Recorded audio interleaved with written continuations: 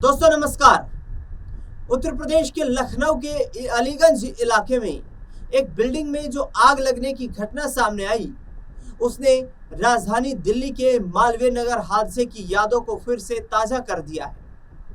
लखनऊ अग्निकांड की शुरुआती जांच में वही खामियां मिल रही हैं जो मालवीय नगर अग्निकांड में मिली थी। बिना फायर एनओसी के चल रहे इस 3 मंजिला कमर्शियल कॉम्प्लेक्स के नियमों में जमकर धज्जियां उड़ाई गई, जिसमें 15 छात्रों की एक घटना के बाद जान चली गई और अब अधिकारी भी वैसी ही बहानेबाजी कर रहे हैं जैसे दिल्ली में देखने को मिली थी। इसके साथ अब बिल्डिंग के को ओनर यानी कि सह मालिक सुरेंद्र शुक्ल का विवादित रिकॉर्ड भी निकल करके सामने आ रहा है।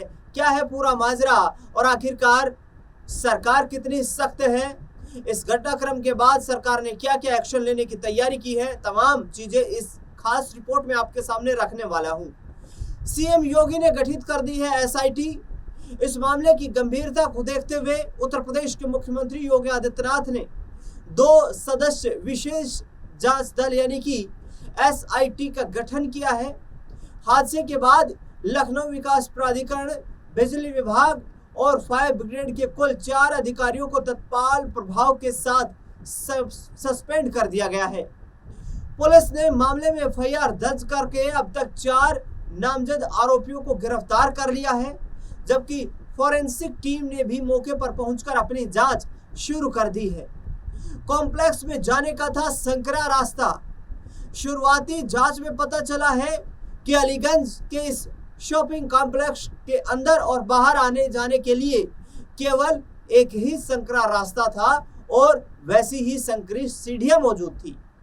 नियमों को ताक पर रखकर इस इकलौते रास्ते के ऊपर 7 पैनल, 2 एग्जॉस्ट फैन और इलेक्ट्रिक कंट्रोल पैनल भी लगा दिए गए थे, जिसने रास्ते को और छोटा कर दिया था।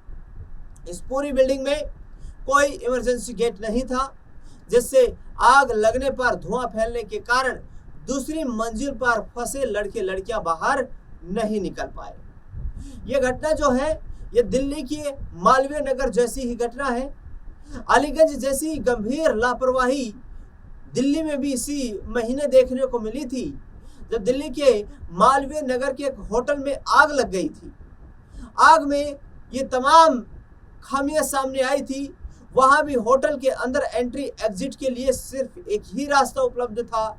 इसके अलावा होटल में जो हादसा हुआ उस वक्त होटल के बेसमेंट में जो गेट बना हुआ था उस पर ताला लगा हुआ था, जिसके कारण लोग समय रहते सुरक्षित बाहर नहीं निकल पाए थे। अब सवाल ये उठ रहे हैं कि आखिरकार इस तरीके की घटनाओं को रोकने के लिए प्रशासन सख्त क्यों नहीं होता है? इस तरीके के जो निर्माण होते हैं उनका ध्वस्तीकरण क्यों नहीं होता है?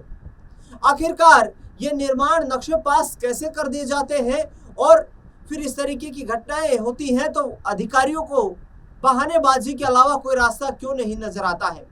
क्या ये सिस्टम की खामी है या फिर लोगों की मन मर्जी? रिहायशी नक्शा बनवाकर कॉमर्शियल कॉम्प्लेक्स बनाया। बताया जा रहा है कि जमीन के मालिकों ने निर्माण कार्य शुरू कराने से पहले रिहायशी बिल्डिंग का नक्शा पास करवाया, लेकिन उन्होंने यहां कमर्शियल कॉम्प्लेक्स का निर्माण कर लिया और जब निर्माण के दौरान लखनऊ प्राधिकरण ने कार्रवाई की तो इस जमीन के मालिक कोर्ट पहुंच गए, जिसके बाद बिल्डिंग की ध्वस्तीकरण के आदेश को निरस्त कर दिया गया। मालवीय नगर अग्निकांड में भी यही हालात थे, जहां होटल मालिक को सिर्फ 6 कमरे बनाने की अनुमति थी, लेकिन उसने नियमों को ताक पर रखते हुए 20 से ज्यादा कमरों का निर्माण करवा लिया था। अंततः नतीजा ये हुआ कि शॉर्ट सर्किट के वजह से लगी आग ने इतनी बुरी तरह लोगों को झुलस दिया कि उसमें दर्जनों लोगों को अपनी जान गंवानी पड़ी। अब लखनऊ का जो कॉम्प्लेक्स था जिसमें आग लगी है वो इतनी गंभीर थी और उसके बेसमेंट में अवैध कपड़ों का गोदाम था।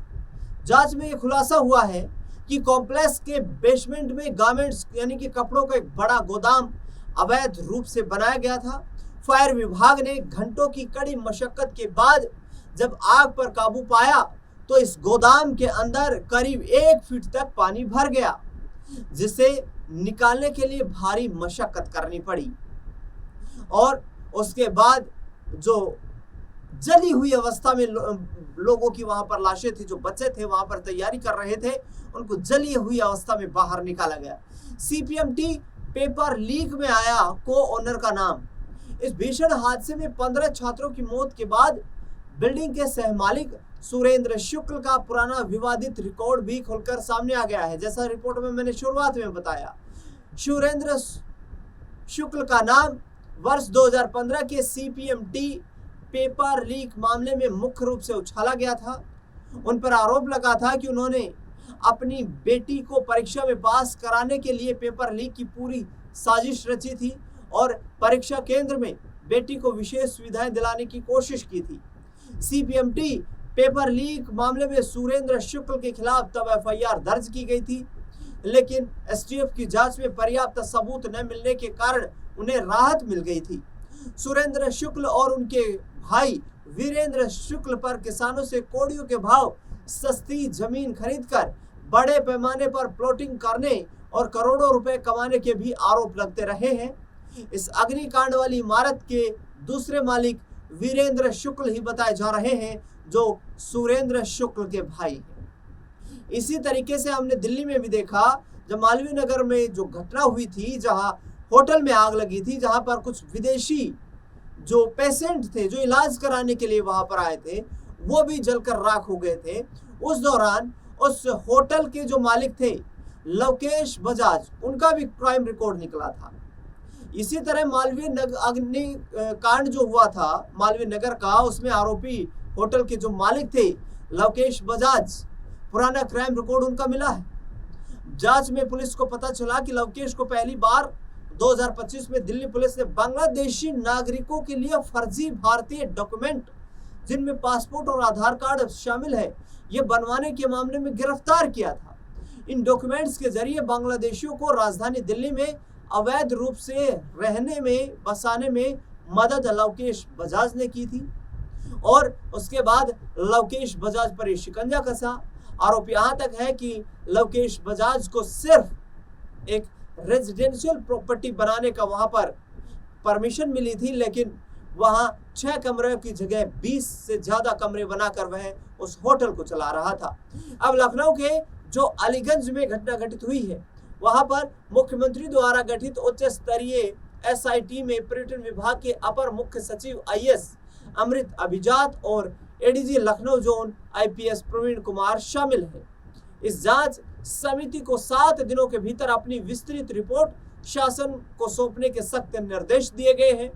यह विशेष समिति मुख्य रूप से भवन के मूल नक्शा, निर्माण में हुई अनियमितताओं, विद्युत लोड और प्रशासनिक लापरवाही के सभी तकनीकी पहलुओं की गहनता के साथ जांच करेगी। अब देखना बेहद दिलचस्प रहेगा कि आखिरकार इस इतनी बड़ी लापरवाही में कौन कौन यहाँ पर दोषी के रूप में SIT के सामने यहाँ पर आते हैं और SIT किन किन को यहाँ पर निशाना बनाती हुई जांच में नजर आती है।